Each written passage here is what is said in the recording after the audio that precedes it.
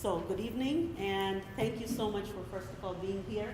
We are competing with this big event today because last night Galen calls me and said I have some development. So I was like, what development? So are we not having the event? So he said there's some good news and there's bad news. So good news was that President Obama is announcing his executive powers, using his executive powers, immigration reform, a mini immigration reform. So that's happening next door, and that's of interest to all minority and immigrants here, people who are present for here a long time and have no way to legal path. So something's going to happen. We'll hear later for what. But why we are here today is to introduce you to what US PAC does and what this organization is all about, where I serve as the president of Pan Asian American Chamber of Commerce Southeast Chapter. And Dr. Ming Wen sits on our board as well, serves on the board. So in a way, it's a bridge between PIMBG and US PAC. So we are excited today about the possibilities before us that we explore new ways to work together, build relationships, and doing business with corporations it's all about building relationships. So I just came across something very interesting, that supplier diversity programs bring supply chain relationships together with outreach to diverse suppliers. So this was in context of how corporations do businesses together with small Asian American businesses.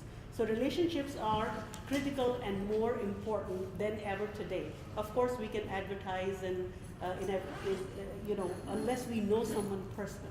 So another interesting thing was that some examples of how successful relationships are formed.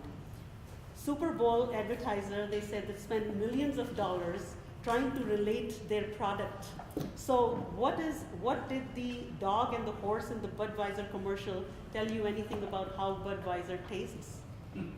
Advertisers seek building a lasting relationship with their target markets. So what US PAC does, or what we've been doing in PIMBG, having all these meetings, is trying to build relationships between businesses.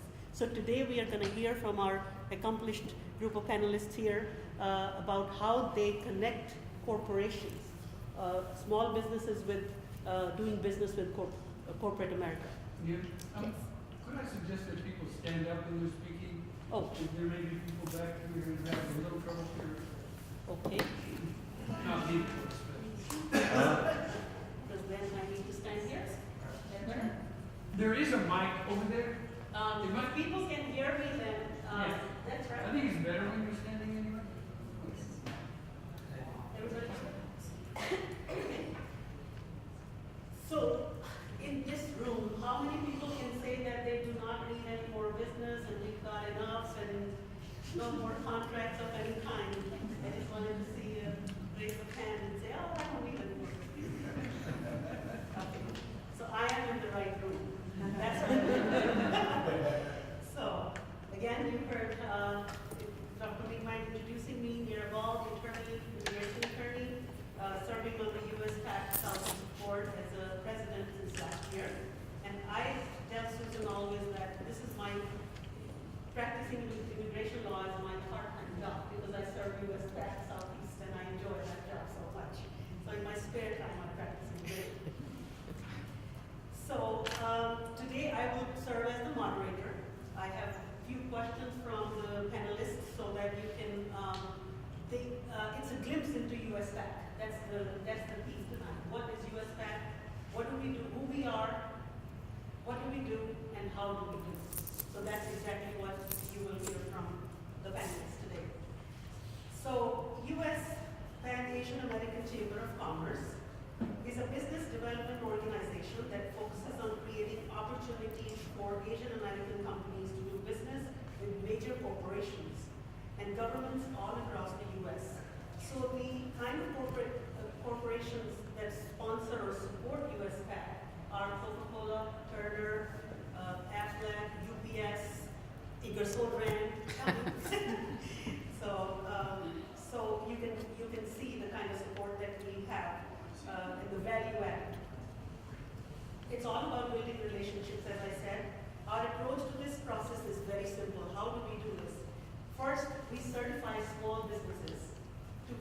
their documentation, business structure, and capacity. Next, we help to shore up any areas of opportunity that need to be addressed in order to engage global supply chains. And then the last phase is to facilitate meetings like that and market a strategic introduction of potential business partners. So I encourage you to consider becoming certified with US PAC in small businesses, and we can talk more about it with our panelists. But global brands like UPS and Accenture and Coca-Cola and Ingersoll Rand, they're looking for Asian suppliers. Who do they go to? To US PAC. So that's what we will hear now. Let's meet our panel. Our first, you have panel bios there, and I'm not going to waste any more time to talk about this because they have such extensive bios that we will take another session to just talk about their bios. So we have Susan Allen, who flew all the way from Washington, D.C. She's our national president, and she's also an attorney. Jackie LaJoy, she is the supplier diversity manager with Ingersoll Rand. She flew all the way from North Carolina. And we have Bert Carrington from Atlanta. He's CEO of Diverse Point. So I will let you let them introduce themselves again, but please help me welcome our panelists.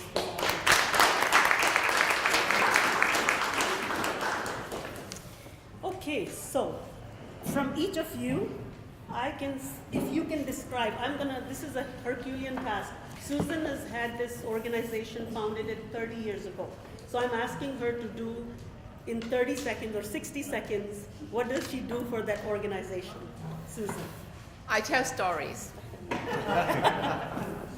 I tell real life stories, true stories of people who have struggled from the bad times and then develop themselves into successful stories in life. That's what I do, particularly about Asian Americans and their partners in corporations, in the government, in the other small and minority business community.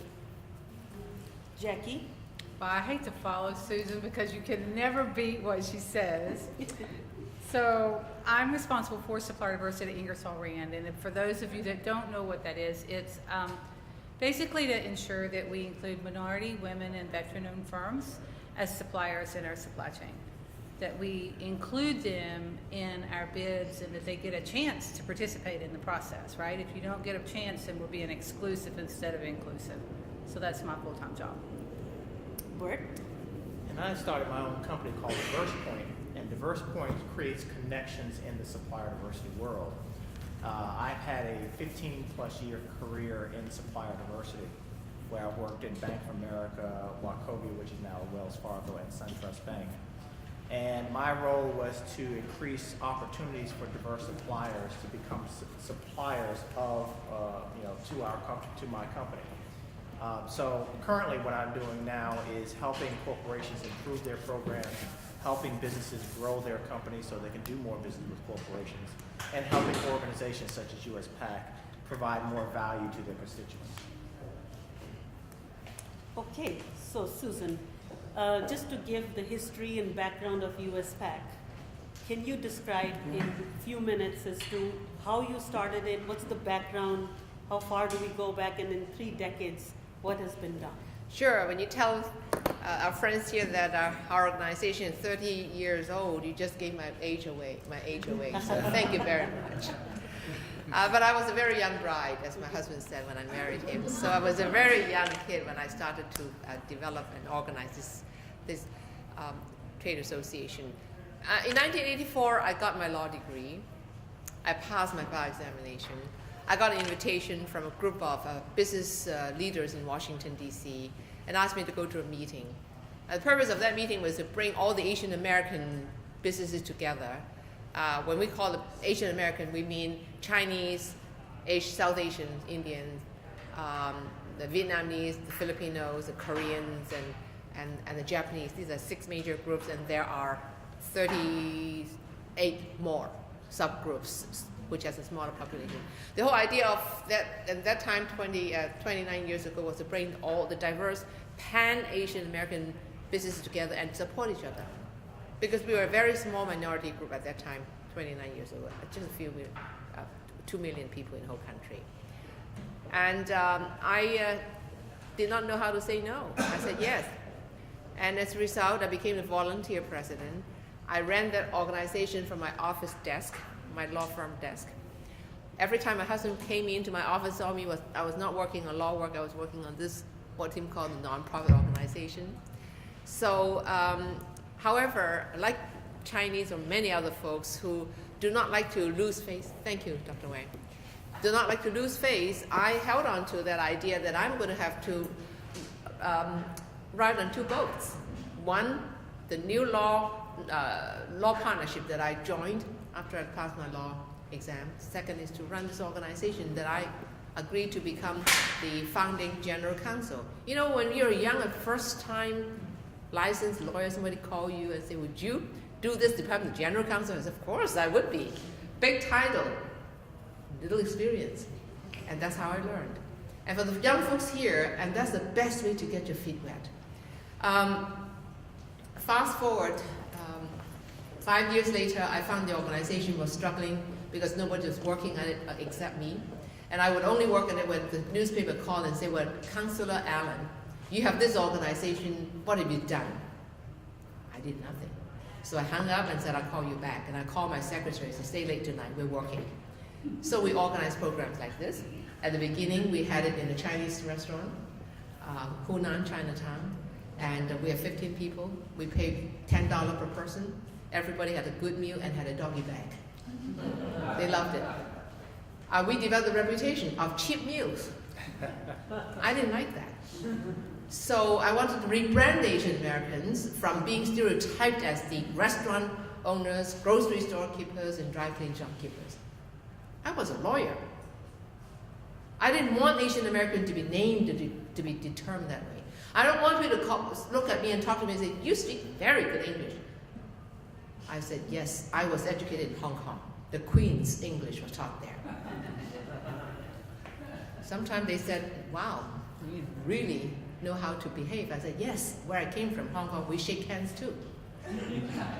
So that's the way I found myself back in the late 1980s and 1990s. So I was determined to do something about the Asian American image nationwide.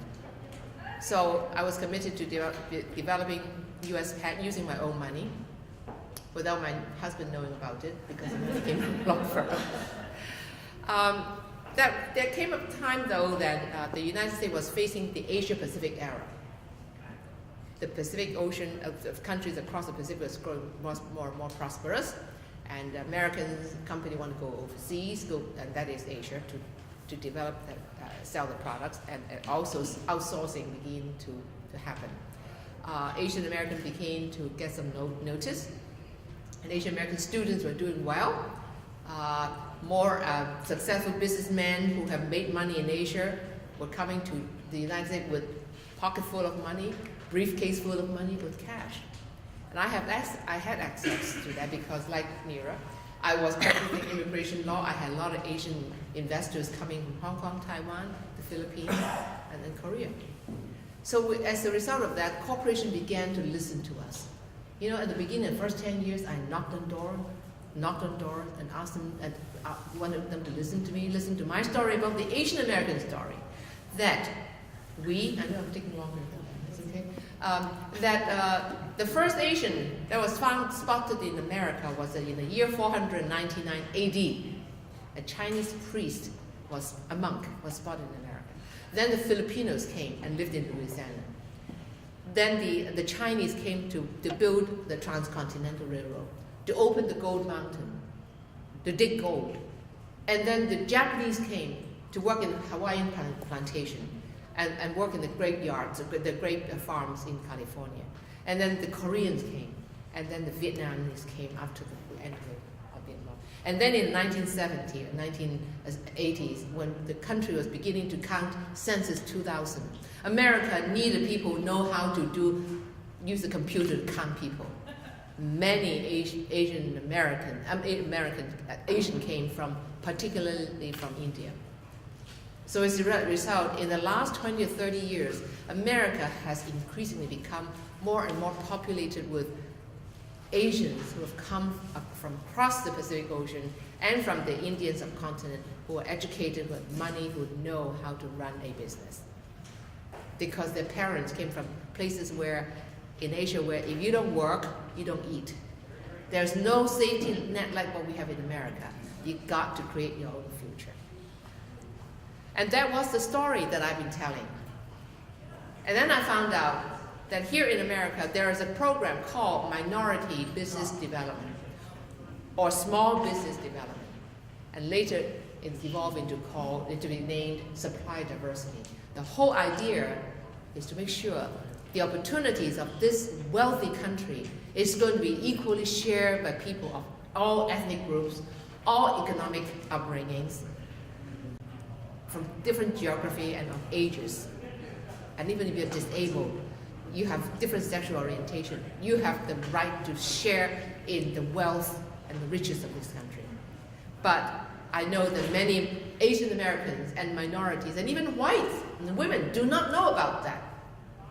So I joined forces with folks, our organization, who have been formed to do that, to tell the story of folks who have struggled, but with perseverance and faith in God, and faith in their own ability to withstand the test of time, will prevail and succeed. And time again, I see more success stories born out of these qualities and failures. So, next year, this organization is going to celebrate our 30th birthday. And I just wrote a letter to all my members and friends, and I wanted them to come and join me on next year, June 3rd, in Washington, D.C., our 30th birthday. And you know what how I wrote to them? And this is what I want you to think about that. I asked them, do you remember when you turned 30? I do. I was full of life, full of energy, brimming with hope, looking forward to a brighter future. And that is what USF Bank is all about. Perfect. Thank you. So now you know what USF is all about. That's what I wanted you to give. So you didn't speak over time, don't worry. So after 30 years of supplier diversity, Jackie, this one will be to you. 30 years of supplier diversity in the U.S., what future trends do you see within corporate America for improving and increased opportunities for minority business suppliers and the inclusion of Asian American businesses? You know, I wish I could say that supplier diversity would just go away because everything would be equal, but it's not there. If it were, then we would have not people doing my job, going out and hunting suppliers to do metal fabrication or machine parts or whatever. So I think for the next few years, the next 20 anyway, I think we're still going to have people doing my job in corporations. I think corporations see the value now. When Susan started USPAC back in the 70s, it started out as a social program. It was really created as a result of the social reform in the country, and then it moved to government compliance. And corporations did it because they had to, and that's not why we want to do stuff, right? We don't like to be told to do stuff. Corporations today do supplier diversity because we realize it's a competitive advantage. It gives my company a competitive advantage if I use minority, women, and veteran, whatever different kinds of companies as suppliers, because ultimately they buy our goods and services. And ultimately we're creating jobs in the community where we want to sell our goods, right? And if we're not creating that economic viability in those communities, then the marketplace shrinks. So I think over the next 20 years, we're going to see more of the same. I think we're getting more innovative in corporations, though, I will tell you that. I think we've gone beyond just counting the numbers and bringing in a few small suppliers, and now we have some really, really sophisticated mentoring programs. We're focused on partnering big companies with smaller companies. And at Ingersoll Rand, one thing that I've only been there 2 years, so we started our program 2 years ago, but one thing that impressed me about the company was when a lot of the corporations today, the small companies can't get in because you're too small, right? And you get told, you need to do joint ventures, or you need to grow your scale, your capability, your scope, whatever. The thing about Ingersoll Rand that impressed me when I went there was our CPO said, we're looking for not the biggest supplier, we're looking for the right supplier, because we want suppliers that can come in, bring innovation, and grow with us. And I think that's what other corporations are seeing too, And that's what I think is going to help elevate supplier diversity. But eventually, there will not be people with my titles out there. But it'll be a while. Bert, You want to? So in order to answer the question, what's the future of supplier diversity, let's take a step back and look at the past. Supplier diversity was actually started from the Nixon administration. It was a government program specifically stated for minorities, developed for minorities. Minorities in this country were not getting their fair share of government contracts. So the Nixon administration created a program that afforded opportunities for minorities to get more contracts in the government sector.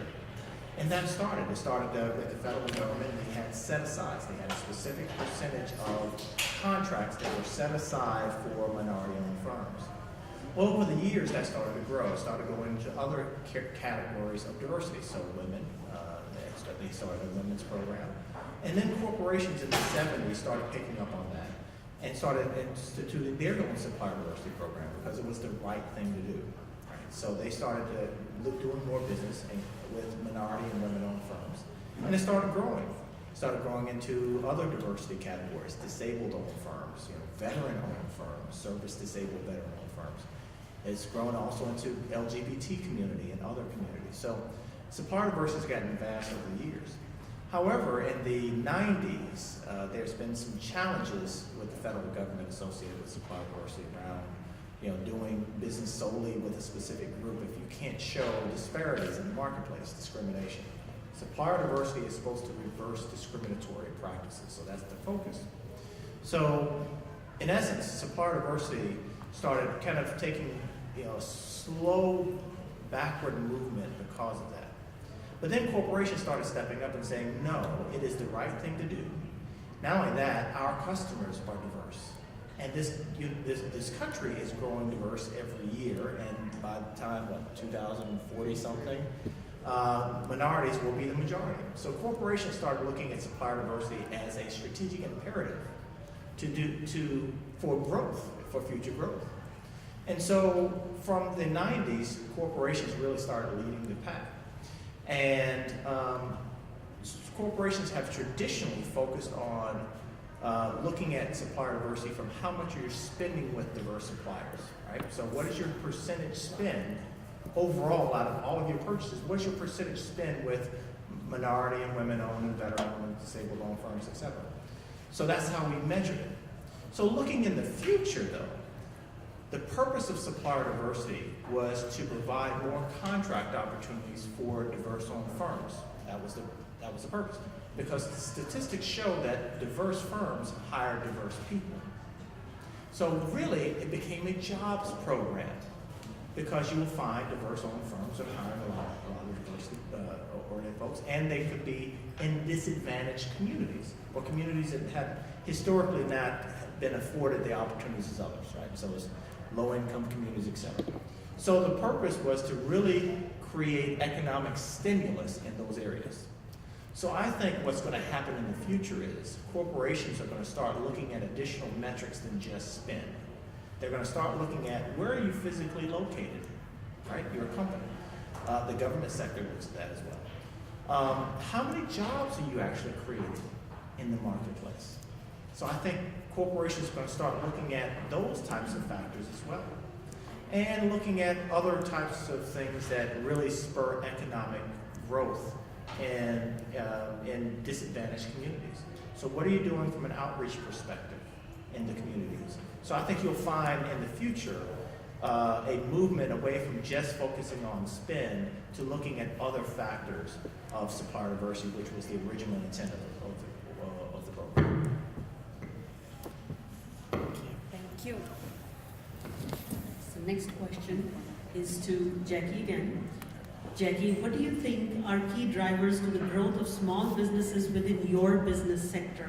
Like Ingersoll Rand does facilities, services, construction. So what do you think are the key drivers to the growth of small businesses within your business sector? That's a hard question. I think some of the key drivers for us in our industry, the manufacturing industry, outside of automotive, supplier diversity is kind of not as advanced as you would see some of the 30-year-old programs, 40-year-old programs like the telecommunications and automotive industries. So for us, it's the fact that we're seeing the competitive advantage is what's making us do it, right? That's why we do it. If we look at some of the drivers for the small businesses, is because I think corporations are beginning to see the value in suppliers. It's like using organizations like this. Now you're finding out, you should know as of tonight that you can give me a call, or you can email me. Email is better with me, guys, I'm telling you right now. Email, but you can email me, and if you have a company, if you have a product or a service that you want to offer to Ingersoll Rand, then there's people like me out there. So those are the kind of drivers that we're looking for, that are actually making a difference, is that getting the word out with like TIMBG and US PAC, that's making the difference. Is that kind of what you're looking for? That's kind of what I was looking for, the key factors. So Bert, if you can, and then Susan. You want? Okay. Either way. I'd like to speak from on the other side. Jackie represents major corporations, and I like to speak from the side of on the other side of Asian American or small businesses, because I see a very, very diverse group here, and which is the best audience for discussions like this. And you have those of us who's white, I'm Asian, and I don't know what he is. He can play, he can do anything, he can carry anything you want. He can check any boxes he wants.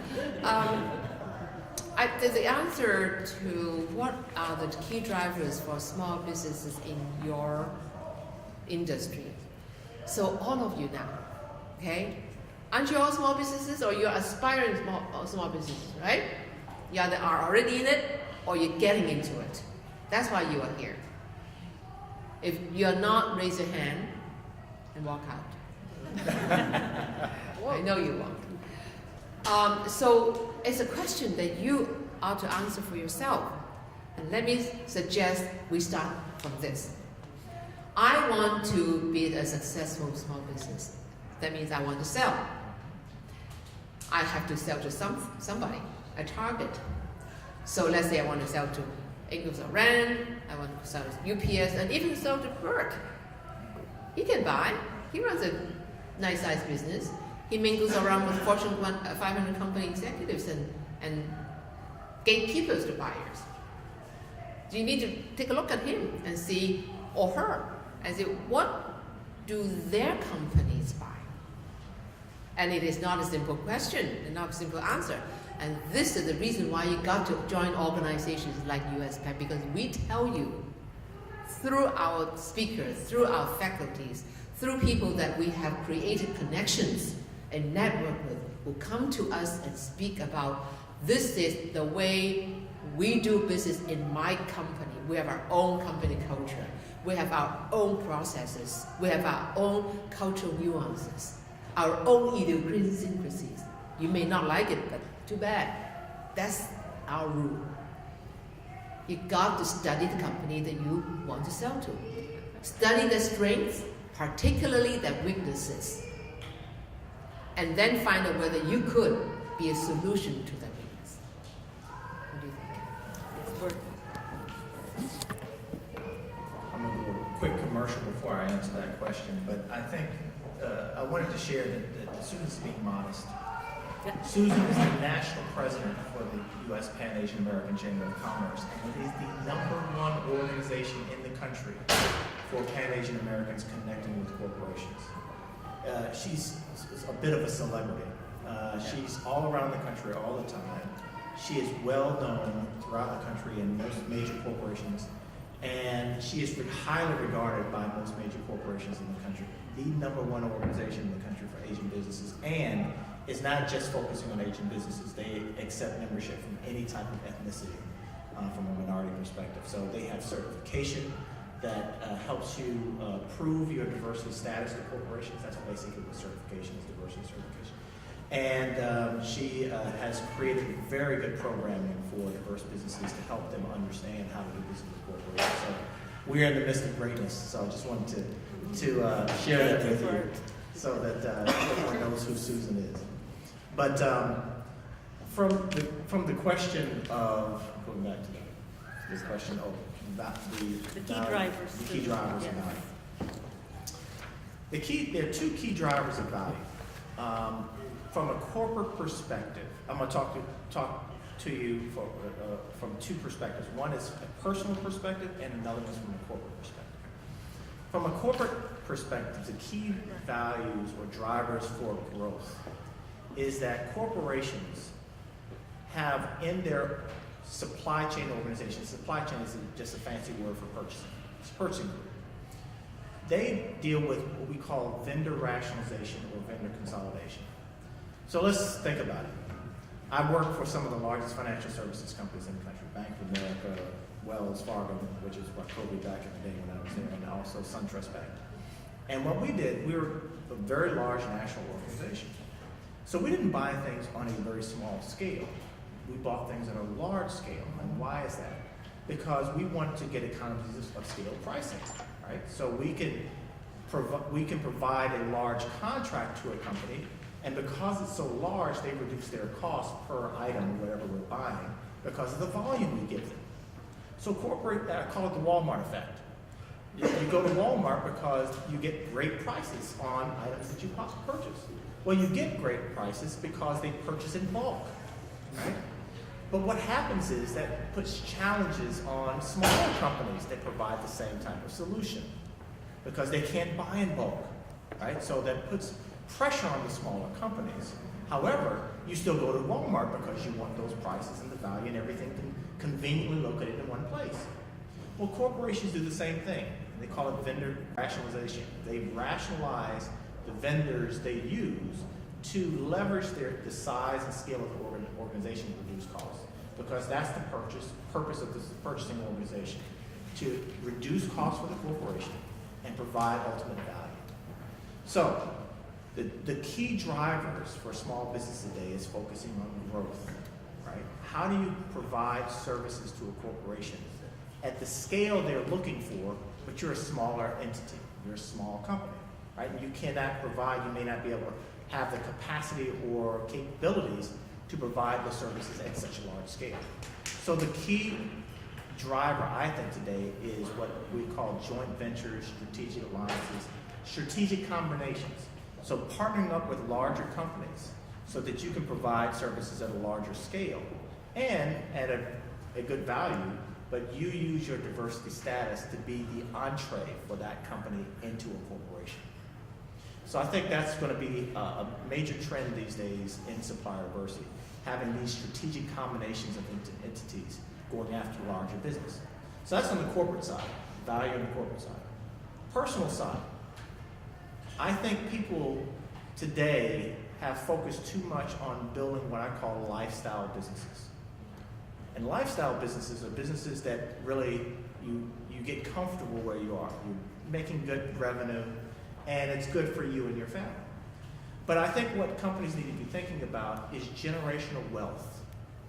Building a sizable organization where you can start bringing in significant revenue so that if you have your exit strategy or you're deciding to sell your company or you have a succession plan, your company is making money not only for you and your family, but for generations to come. And I think that's what many companies have not looked at in these days. They're focusing primarily on the here and now versus creating generational wealth so your family can have income coming in multi-generations. So many companies grow by mergers and acquisitions or doing things to really create size and scale of your company to really create significant wealth. And so I think companies need to start thinking that way. Who can I partner with? Who can I acquire? What can I do to significantly grow my company so I can be pretty large in the future? So when I want to sell, I sell at very high prices. And I create wealth for my family and grandchildren and their children and their children and their children going forward. So that's something I think we need to be thinking about.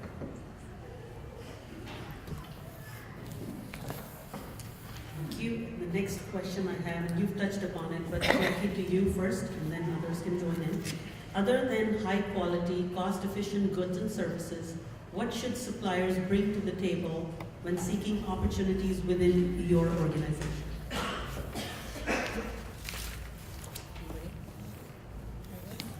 So for us, you know, we look for there's no gimmies out there, right, guys? Those days are over. So you have to be competitive, but you have to have something we need, right?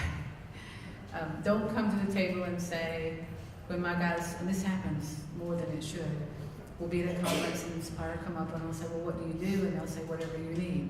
Well, that's probably not gonna work, because we're looking for experts in the field, right? You need to bring the expertise to the table. Innovation, you need to have taken enough time, and I think Susan or Mira, somebody said here tonight, you need to check out the companies before you come to talk to us. And I know that's simple, right? You can go to my website, you can tell that we make Train and American Standard and Thermo King, and we make golf carts called Club Car, right? So if you come to me, then you know if you do whatever you do, whether it's gonna fit in there or not. I think you need to bring, innovation is the main thing today, because that's how we're planning on getting, that's how every company that wants to grow, every major corporation, we're all looking for innovation. And we find it in the most phenomenal places. So I think that's where the minority and the small business community, the innovation is there. It's just getting that one person in the company to help you take it to where it needs to get to the right person so you can share it. So you have to be competitive, cost, quality, delivery, you gotta have all that. You can't get in the door, we're not, you can shut us down if you don't, your parts don't work. So I think it's the regular standard stuff. It's just as important today as it ever was. Come prepared. Is Yeah, what you you're gotta saying. come prepared. That's it. And you gotta stay prepared, That's because right. if you don't, I said we're looking for the right suppliers, not the biggest necessarily. You can mess up, and if you mess up, there's not always that instant forgiveness, so you keep your game going, right? Anyone, anything to add? So from my years of experience in the financial services industry, what I would say is we're in a global competitive market. And the way many times Jackie and I meet with companies and find out who you are is through trade shows. We go to a lot of trade shows and meet companies directly, and they come up and tell us about their goods and services.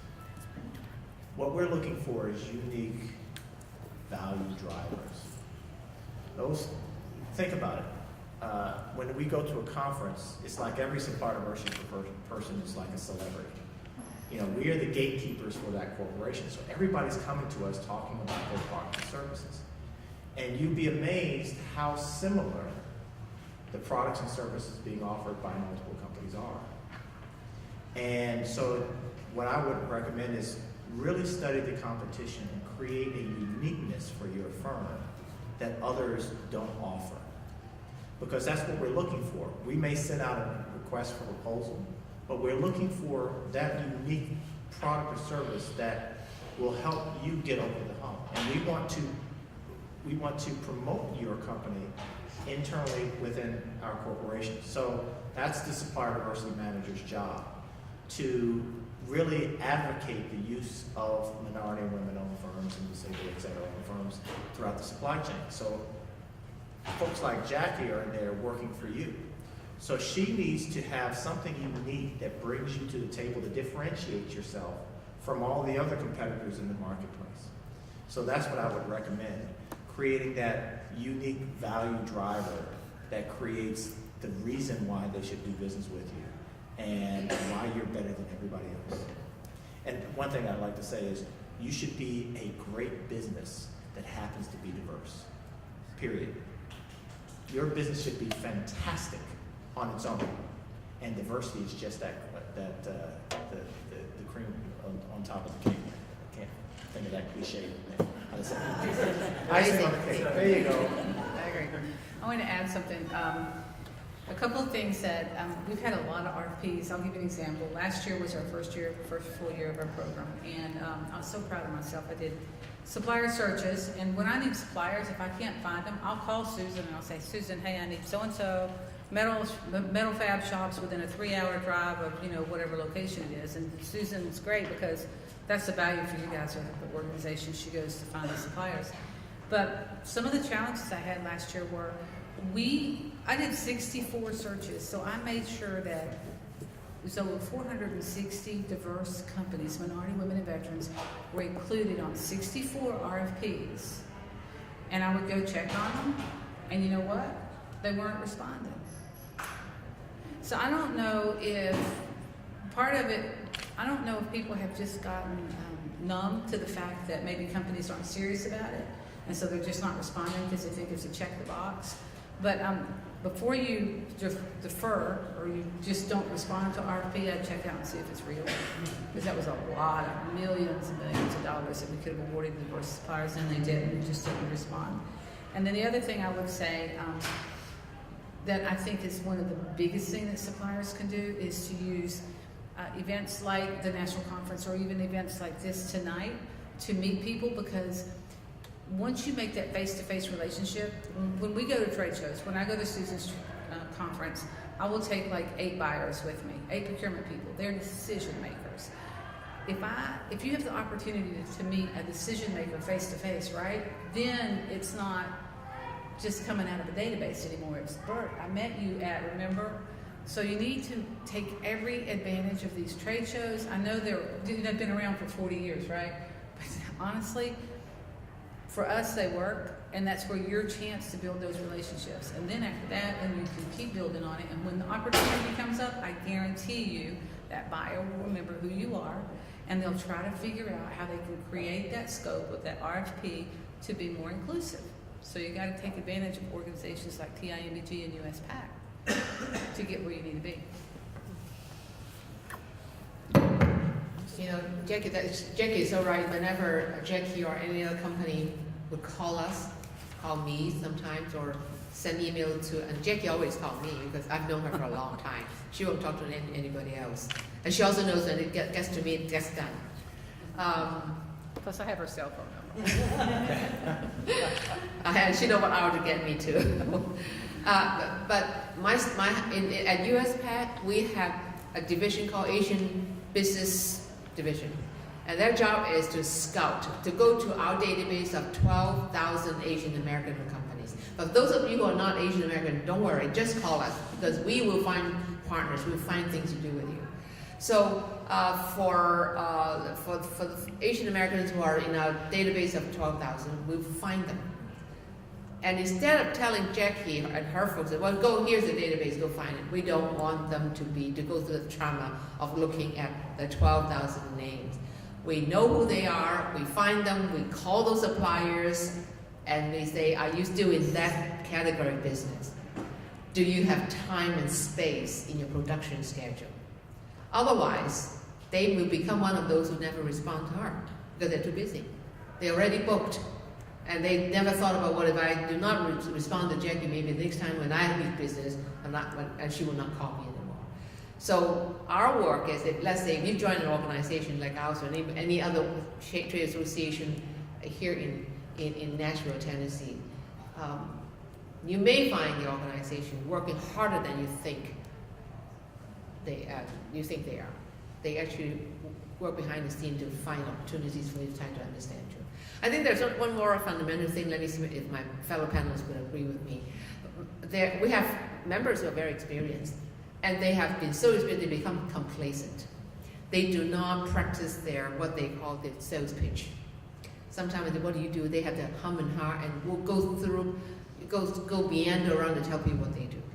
And their presentation is old. I was just talking to another food company, huge Fortune 50 company. And she said that, I met this supplier, and I made the arrangement for them to meet with my buyers, and we have this great conference room for them to come in. And he pulled this old presentation in plastic sheets. Yes.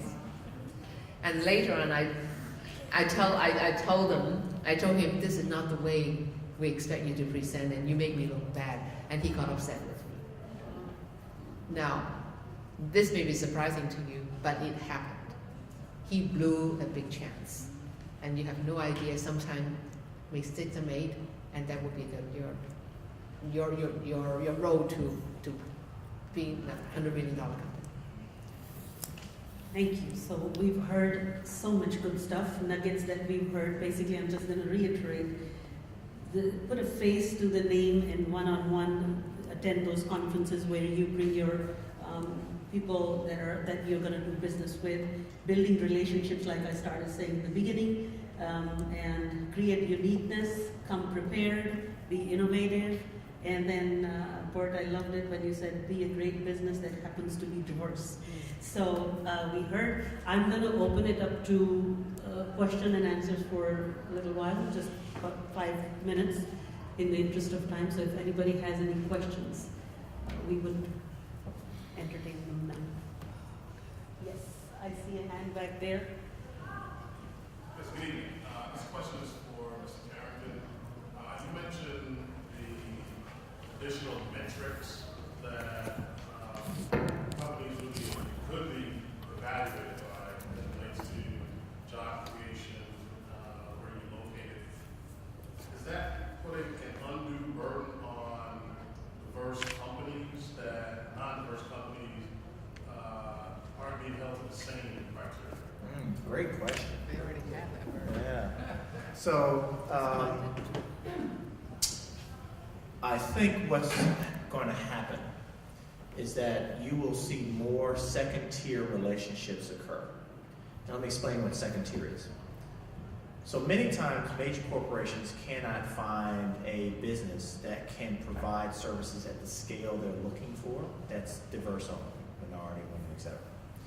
So what they'll do is they'll contract with a larger corporation and have them subcontract a portion of that work out to diverse businesses.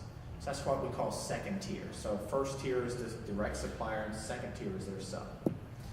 So what's happening is you'll start seeing more of that occur because many diverse suppliers are small in nature, so they're going to have to go where the smaller contract opportunities are at the subcontractor level. And what's going to happen is the corporations are going to start putting more requirements on the primes or the major corporations to get more detailed information about those diverse businesses.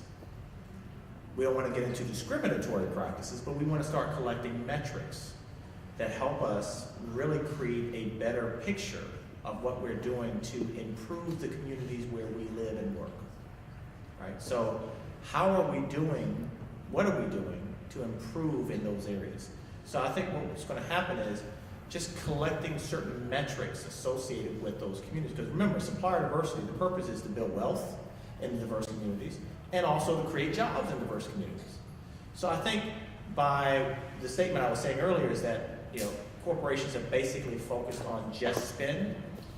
I think you'll see with more technology happening, they're going to start looking at other types of factors to make this story of how they're really benefiting the marketplace and the communities where they work and live by not just looking at how much they're spending, but what impacts are they truly making in those diverse communities. And so they're going to start, I think what's going to happen is in the future is they're going to start looking at a variety of metrics, and the two metrics that are the real basis for supplier diversity is wealth creation and job creation in those communities, and they're going to start looking at that. Does that answer your question? Or, okay, great. Yeah, Good evening. I want to direct this to Susan. We just built a multi-billion-dollar Music City Center, and they had a phenomenal task in front of them, with this being a predominantly diverse marketplace, attracting minority and women-owned businesses. So just the glass in that place, they took a woman-owned business, didn't ask her to do all the glass in the whole place, but like Bert was saying, they gave her a model, and then she gradually ended up putting the glass in the whole place, but she didn't have to eat the whole elephant at one time. I would direct this question now to Susan. The matchmaking program model, I think all of us would benefit if you'll explain to us how that works. sure. You and I had a conversation earlier this evening when I shared with you that 16 years ago now, our organization began what is coined one-on-one pre-scheduled matchmaking meetings. When we pushed it out to the market, Jackie was there with us. In fact, she was on the very first few years of matchmaking team. She was in my office in a conference room matching our small business, Asian American business, with the major corporations manually. It was a horrendous job, but that was the best type of product you can get. Nowadays, with the matchmaking session, corporation and government agents, they use a computer.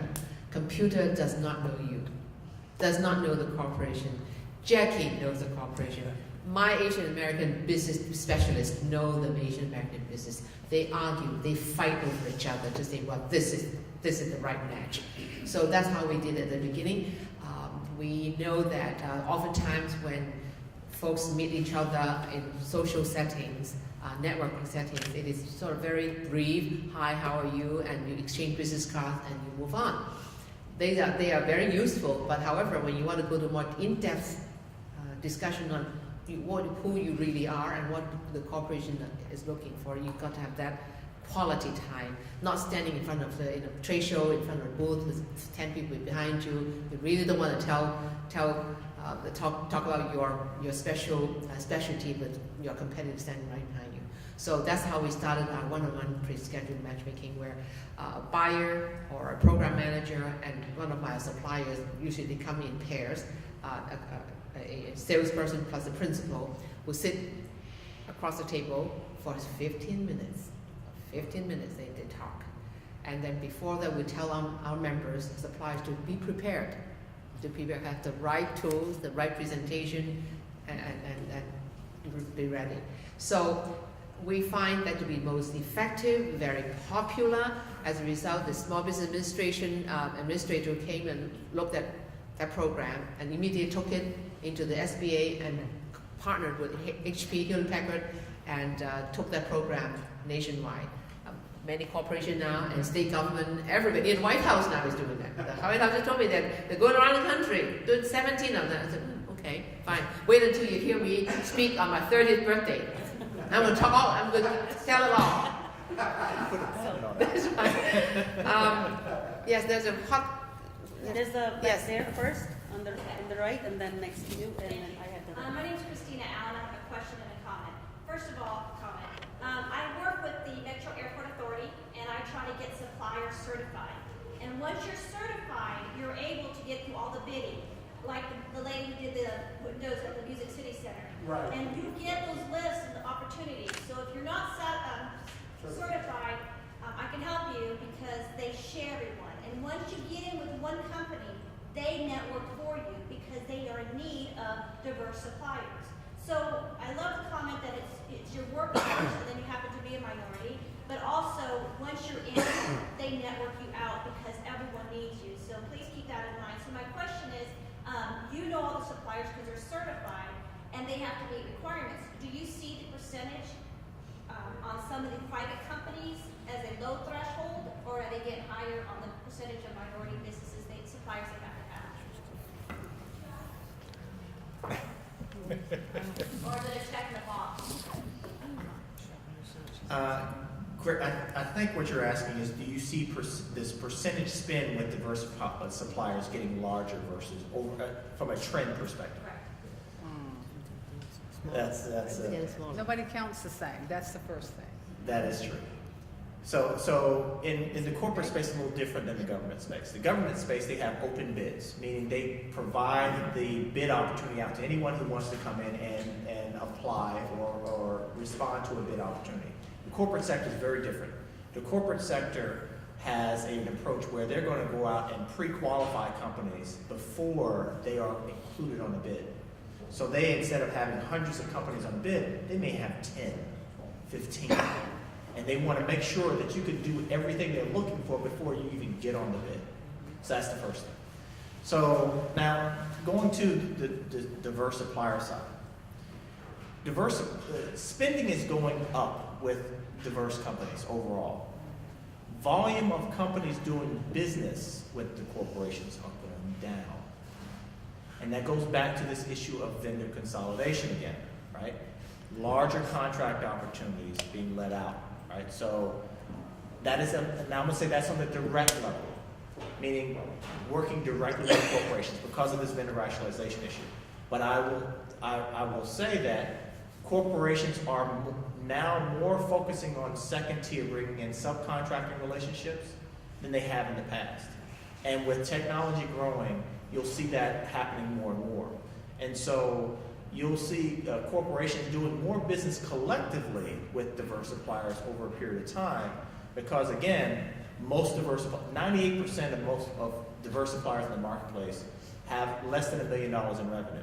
The average deal a corporation puts out at the basic decent area of supply chain is 100 million, right?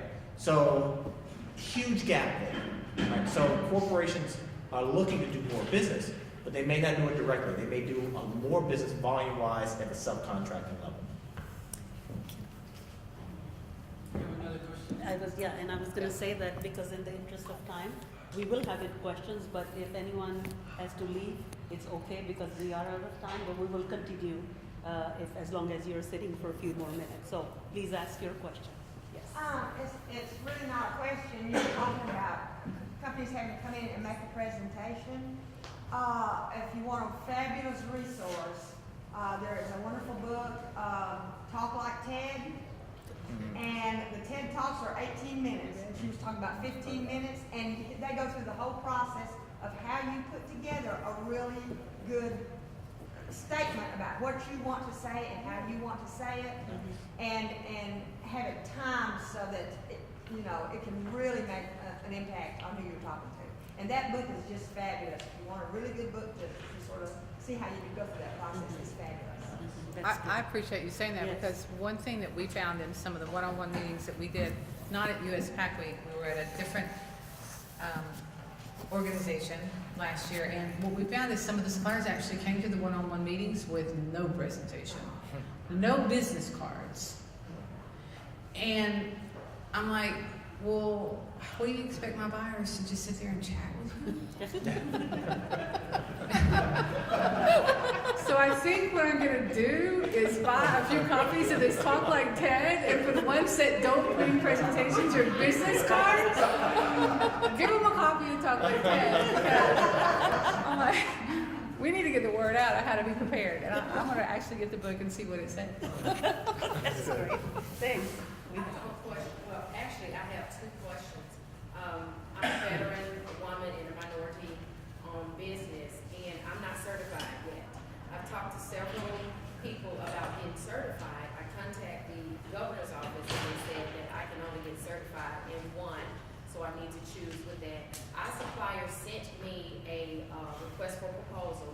I sent the proposal, and she looked at my status, and the status said that I'm pending.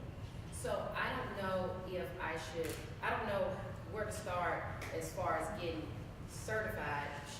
Where do I go to get certified as a woman? Where do I go for veteran, minority? I'm just out there confused. And my second question is, do you have to be in business for 2 years in order to be certified? Because I've been told that a lot of this kind of discouraging. Depends on where you want to get certified, and it depends on who you want to do business with, That's right? At the airport, Well, the For airport you? authority will certify you as a small minority women-owned business, but once you're certified, you can go through all bids and Metro and other companies, private companies. So this certification, which is a very personal, you show your income tax. I work at my home. They came to my home to make sure I was a minority. And but once you get certified, and it's very private, it opens up the doors to anything. You can put your name on what list you want. You're not going to do road, construction, but you might do A, B, and C, and they'll give that. You have to be in business, I believe, 6 months, and that's it. So. Okay, what about veteran? so Someone to say- some corporations are going to, so it depends on, like I said, who your customer. If you want to do business with the airport authority or with the government, local government, or federal government, then there's one certification, right? Or there's different certifications like that one. Some corporations, if you wanted to do business with them, they would require that you have the National Minority Supply Development Council or the US PAC certification for minority certification. If you want women's certification, there's the Women Business Enterprise National Council. And so some corporations only recognize certain ones. You have to decide what market you're going after, and then because you can wrap up way too much time, energy, and money just doing certifications. So, but for veterans, it's VetBiz. If you go to vetbiz.gov, that's the one that you really, that's the formal federal government certification for veterans. It's free. You need your 13, and it's an easy process. But I agree. I think for you, I'd start like with the airport one. Is a really good one. US PAC's a phenomenal one as well. Give a little bit more insight as well. Municipalities have their own certifications because their purpose is to spur economic development and growth within their communities. So you may have a certification for a county, for example. A county may have their own minority business certification because they're looking for their county to do more business with minority businesses in their county. Right? So there's a different type of certification for the different markets she's talking about. So the corporate sector has a different certification process than the government sector. So the corporate sector, we look at large organizations like U.S. Pan-Asian Chamber, National Minority Supplier Development Council. Those organizations for minority business certification. Women business, same thing. We Women Business Enterprise National Council and others. But the government sector, many different types of certification for different sectors. So do your research when you're looking at that.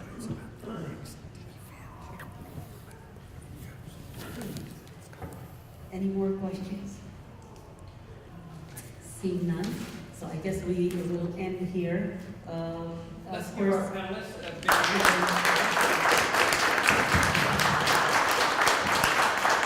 And thank you all for coming tonight, in spite of the competition we had across the hallway.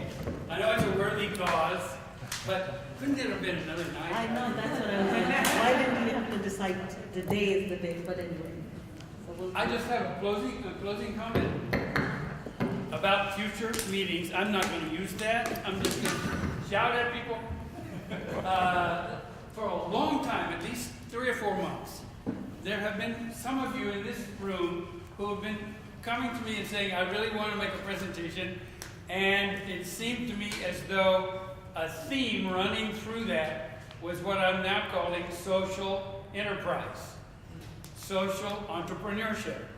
So, okay, just raise your hand if you think that's the kind of business that you're in or want to be in. You see? Okay. 4 or 5. Go ahead. Raise your hand. I have it in mind.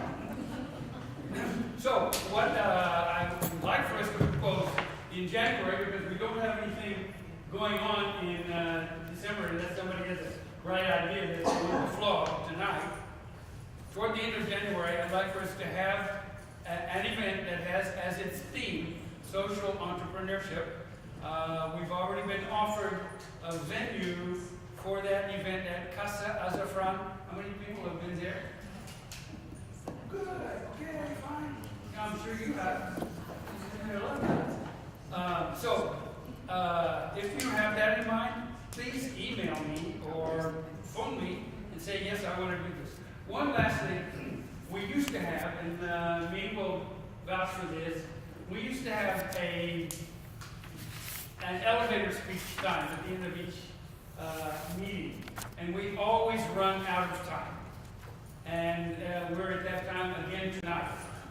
But what I'd like to propose is that event in January that would have that focus of social entrepreneurship would be a time when people get to make a pitch. That's a pitch that you all were talking about in that time. So please let me know if that's of interest to you. We don't have a specific date yet toward the end of January, and if you would like for this organization to keep on rolling, please let us know. Again, thanks to the panel. Thank you. encourage you to become members of US PAC as well. There are applications back there, and now you